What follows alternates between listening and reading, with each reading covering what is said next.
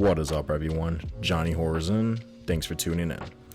So, it has been so long since I have uploaded a video. Sorry, I apologize if you guys hear an airplane. I live by the fucking airport. Anywho, yeah, so this is my first video I'm uploading in like a little over a month, so I apologize greatly for that. Been so busy with work, but in a good way, getting my OT. Who can deny that, right? During these weird, strange times. So let's just jump right into it, and we're gonna start with Halloween Kills. Halloween Kills delays to 2021. Carpenter debuts first footage, promises massive kill count. So yeah, this has been a couple days now since I've heard about this news. I'm just getting to recording it today though, on Sunday, July 11th, 12th, I don't know.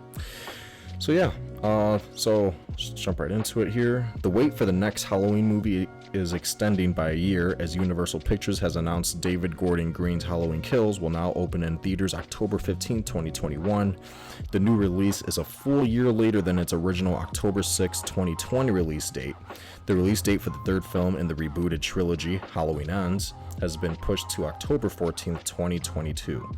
Blumhouse has also moved Candyman from September 25th to October 16th, and The Forever Purge to July 9th, 2021.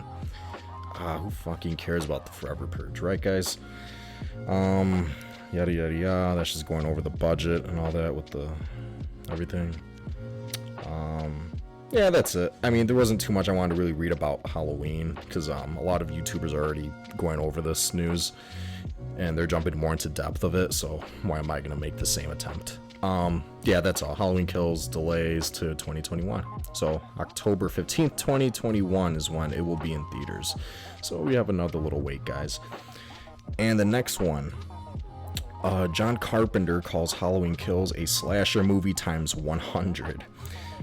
So this was just posted today. The new film promises to be a brutal and intense experience. Written by Matthew Neal, 12th July 2020, or here in North America, July 12th, 2020.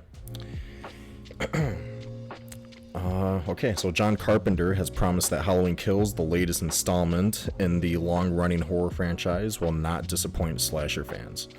Carpenter, who has directed numerous horror classics, including the original 1978 Halloween, has composed the score for the new Michael Myers story. Speaking to IndieWire, he described the film as intense and brutal.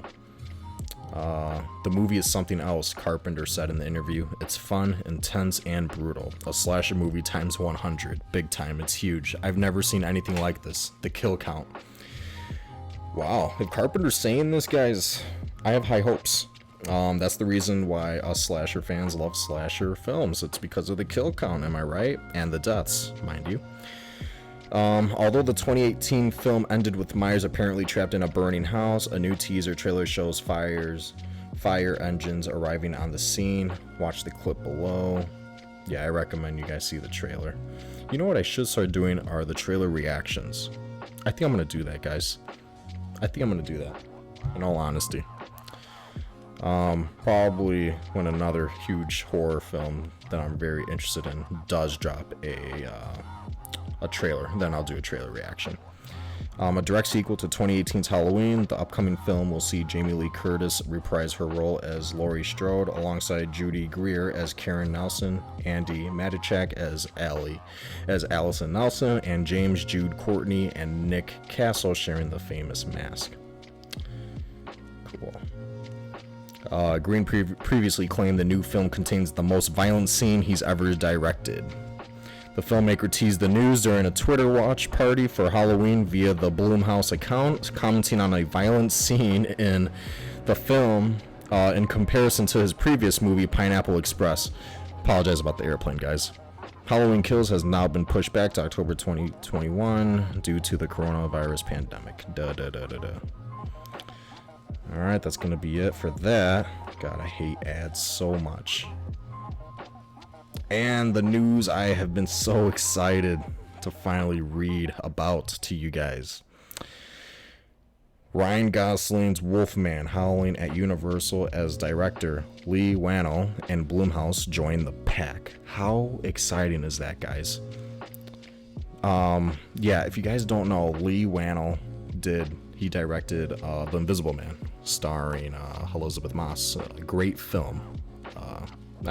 Awesome. By the way, this is written by Mike Fleming Jr., July 8th, 2020, 11 a.m. Okay, so Universal Pictures has set its Wolfman project on a fast track to production. Leigh Whannell is negotiating to direct Ryan Gosling in the lead role, and Jason Blum's Blumhouse has boarded the picture to be producer along with Gosling. Blumhouse just teamed with Whannell on the Elizabeth Moss star The Invisible Man, a $7 million budget film that was a win for Universal's classic movie monster initiative, grossing $124 million worldwide. Wow, that's amazing numbers. There's the classic Wolfman poster right there. Lon Chaney Jr. It's one of my favorite films ever. Whannell will also be writing the treatment for the film based on an original idea of his own and inspired by the 1941 classic. Lauren Schuker Bloom and Rebecca Angelo, Netflix's Orange is the New Black, will write the script. Well, I'm not going to judge, but I hope they did a good choice here with that writer. I mean, you're talking about someone from a Netflix original, Orange is the New Black, to come on board for a Universal monster. The Wolfman especially. Oof. Okay, no judgment. I'm going to be so positive about this film because they landed a great guy, Ryan Gosling, and they just landed a great director, Leigh Whannell. And it's being produced and financed, obviously, by Blumhouse. So Blumhouse has a pretty reputable reputation for the most part. I know some of their films are kind of garbage, but they also have some good reputable films as well.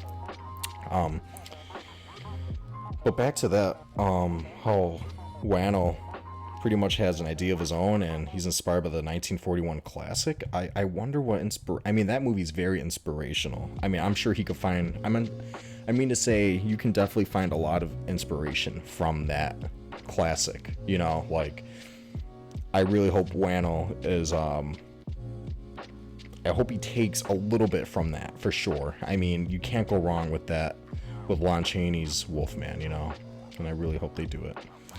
Whannell and Gosling have wanted to work together for some time, but the director originally demurred when first offered Wolfman. Schuker Bloom is Jason Blum's wife, or Schuker Bloom is Jason Blum's wife, and the producer asked the director to reconsider. Whannell has a first look deal across film and television with Blumhouse for projects he writes, directs, or produces. And over the last decade, Whannell and Blumhouse have collaborated on 7 projects. That's a lot. After getting the classic movie monster program off to a rough start with the pricey flop The Mummy, the studio tabled a bunch of star-attached projects and now only makes them when the pieces fit creatively. Jeez, English, John. English. They like the fit here. Whannell is represented by CAA and Mayim or whatever. You know what? I totally fucking agree hands down with that. These Universal films should only be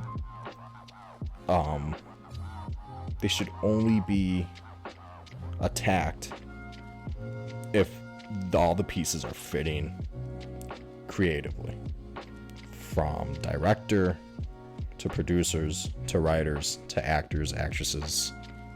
It has to align perfectly. Every film doesn't have to be like that for the most part, but for me, if it's gonna be a Universal monster film, you have to do it like that. Look at The Mummy, for example. I talked about this in my last video with Ryan Gosling when I broke the news about Ryan Gosling becoming the new Wolfman. They can't do that again. They can't afford to. It's stupid. They're gonna ruin the whole Universal monster franchise with that shit if they want to keep pulling that stuff. And I'm glad The Invisible Man, they switched it up. So now with the Wolfman, they're definitely gonna take it a lot more seriously, and I'm just so glad that they are. But yeah, guys, that's gonna be it. Again, I just want to apologize again for not uploading for almost a month and like 2 weeks. I mean, yeah, guys, it's just I've been so busy, but I'm gonna be uploading a bit more. I think I said that in my last video too, but here we are a month and a week later, and I'm just uploading. No, but yeah, guys, so I'm really excited. Stay tuned, subscribe, like this video, give it a thumbs down, comment down below on what your thoughts are on any of the news outlets I just read out. And yeah, guys, that's gonna be it. Thank you so much for tuning in. If you're still tuning in, love you guys. Stay safe. Johnny Whore out. Bye, guys.